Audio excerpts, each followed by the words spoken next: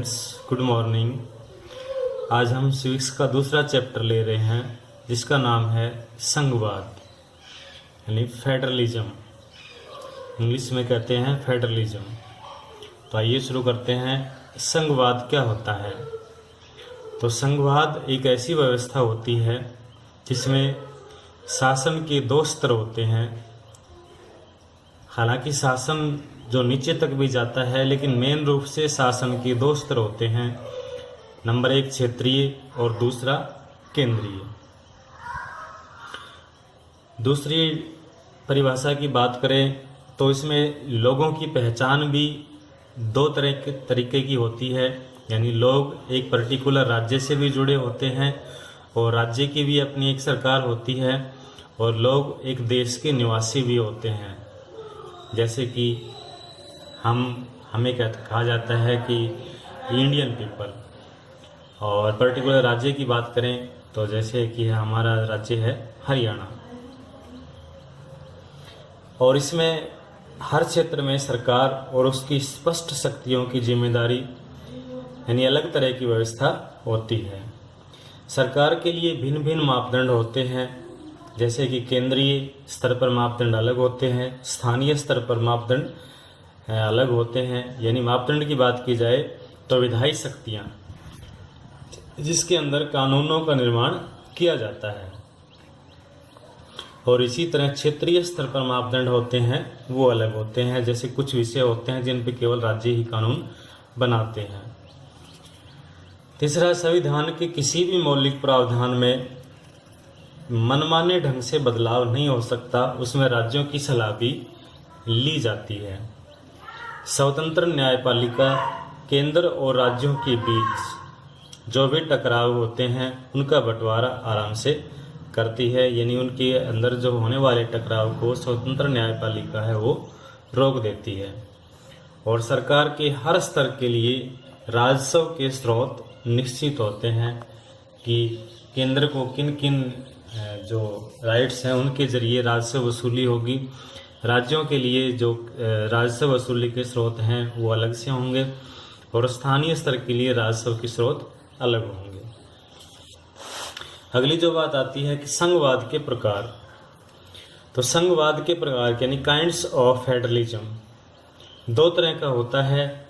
Number 1 coming together federation यानी साथ आकर के संघ बनाना। इसमें क्या होता है कि स्वतंत्र राज्य होते हैं, वो किसी भी बड़े संघ के साथ अपनी इच्छा के साथ आ जाते हैं। जैसा कि अमेरिका में होता है, ऑस्ट्रेलिया में भी होता है, स्विट्जरलैंड में भी होता है।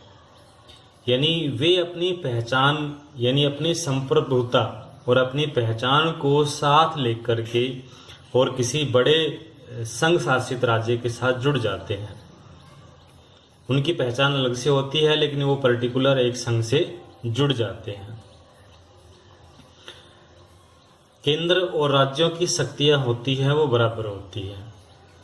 और दूसरा होता है साथ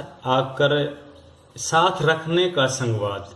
यहाँ था कि साथ आने का संघवाद, कमिंग टुगेदर फेडरेशन यानी साथ आने का संघवाद। ये राज्य अपनी मर्जी से अपनी पहचान को स्वतंत्र रख करके किसी बड़े राज्य के साथ जुड़े हैं, लेकिन इनकी संप्रभुता होती है वो स्वतंत्र होती है।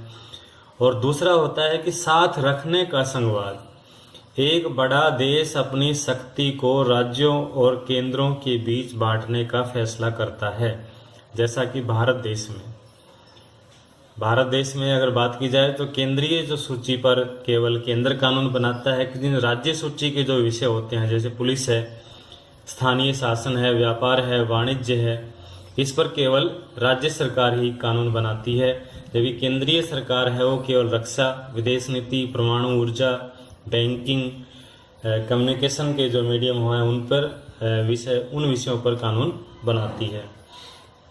तो यानी एक बड़ा देश अपनी शक्ति को राज्यों और केंद्र सरकार के बीच बांटने का फैसला करता है। लेकिन केंद्र ऐसी व्यवस्था में यानी साथ रखने के संघवाद में केंद्र हमेशा ही स्ट्रांग होता है, हमेशा ही शक्तिशाली होता है। कुछ इकाइयों के पास विशेष शक्तियां होती हैं जैसे कि एग्जाम्पल दिया है कि जैसे भारत और स्पेन और बेल्जियम में सत्ता का समायोजन, जैसा कि हमने पिछले चैप्टर में पढ़ा है कि बेल्जियम में सत्ता का समाधान था, वो सत्ता का बंटवारा था, वो किस प्रकार किया गया था। तीसरी जो बात आती है इसके अंदर कि विधायी शक्तियाँ, लेजिस्लेटिव पावर अलग अलग स्तर पर किस तरह बटी होती हैं। केंद्रीय सूची, इस सूची में 97 विषय होते हैं और राष्ट्रहित से जुड़े होते हैं। जैसे कि राष्ट्रहित से जुड़े होते हैं जैसे कि रक्षा, विदेश नीति, परमाणु ऊर्जा, बैंकिंग, डाक और टेलीग्राफ आदि। और केवल केंद्र सरकार ही इन विषयों पर कानून बनाती है। राज्य सूची में अगर बात करें हम तो पुलिस, स्थानीय व्यापार, वाणिज्य जैसे विषय इस सूची में जुड़े होते हैं और केवल राज्य सरकार ही इन पर कानून बनाती है। और तीसरी जो सूची होती है समवर्ती सूची, जिसके अंदर 47 विषय हैं, इस पर केंद्र और राज्य मिलकर के कानून बनाते हैं। जैसे कि शिक्षा, वन,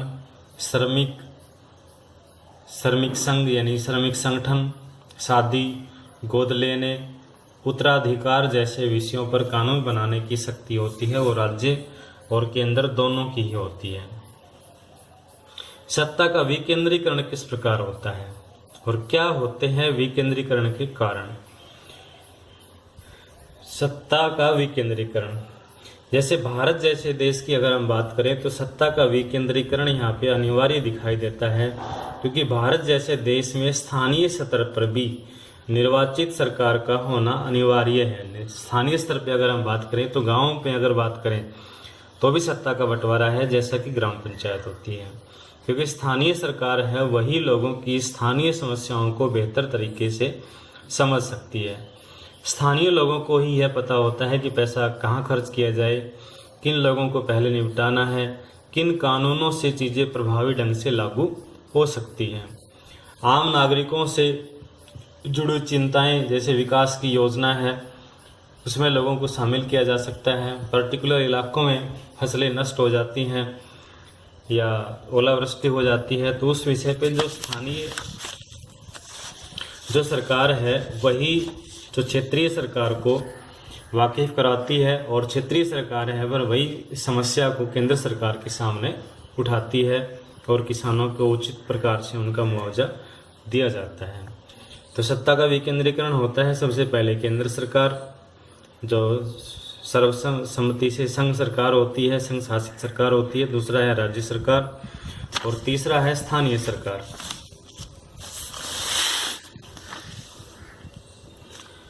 स्थानीय सरकार और स्थानीय सरकार के भी दो स्तर होते हैं, ग्रामीण यानी एक ग्रामीण स्तर की सरकार और दूसरी होती है शहरी स्तर की सरकार।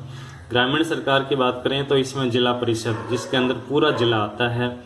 दूसरा नंबर होता है वो होता है पंचायत समितियों का यानी ग्राम समितियों का। और तीसरा जो होता है वो होता है गांव या गांव की समूहों की पंचायतें। शहरी क्षेत्र में अगर बात करें तो सबसे ऊपर होता है नगर निगम और दूसरा नगर निगम बड़े जो शहरी क्षेत्र होते हैं, मेट्रोपॉलिटन सिटी होते हैं, जिसके अंदर नगर निगम होते हैं।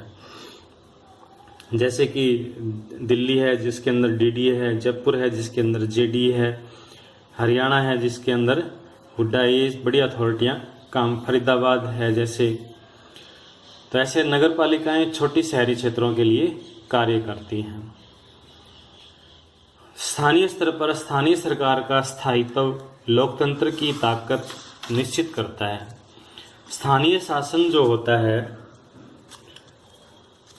स्थानीय शासन निकाय की एक महत्वपूर्ण व्यवस्था होती है। स्थानीय निकायों में नियमित चुनाव कराना अनिवार्य होता है ताकि लोगों की समस्याएं जो आने वाली सरकारें हैं वो बेहतर तरीके से समझ सकती हैं। अनुसूचित जाति और जनजाति और अन्य पिछड़ा वर्गों के लिए जो सीटों का आरक्षण हमेशा किया जाता है। 1/3 जो सीटें होती हैं स्थानीय सरकारों में वो महिलाओं के लिए आरक्षित होते हैं।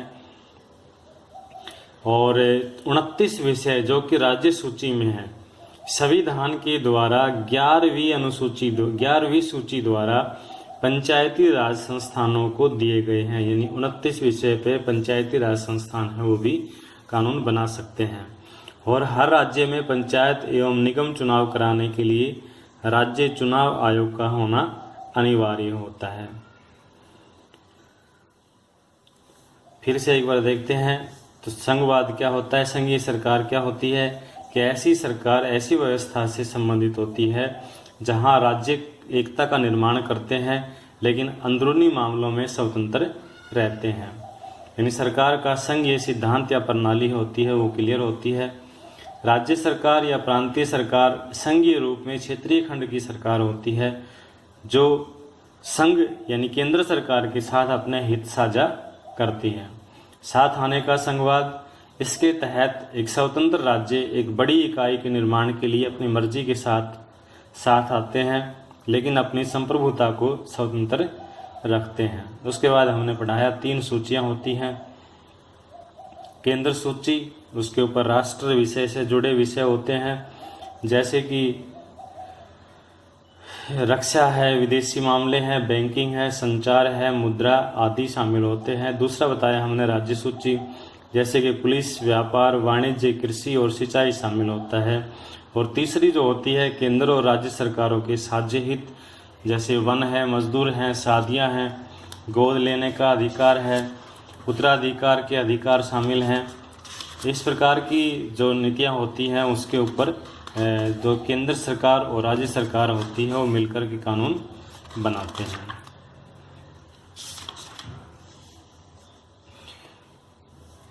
संघीय सरकार में न्यायपालिका की भूमिका ये भी पढ़ा हमने। तो न्यायपालिका होती है वो शक्तियों के बंटवारे के संबंध में कोई भी जब विवाद हो जाता है तो उसमें फैसला उच्च न्यायालय और सर्वोच्च न्यायालय ही सुनाता है। सरकार चलाने और अपनी जिम्मेवारियों का निर्वाह करने के लिए राजस्व वसूली के संबंध में यानी कर लगाने के संबंध में राज्य और केंद्र के जो अधिकार होते हैं वो क्लियर होते हैं।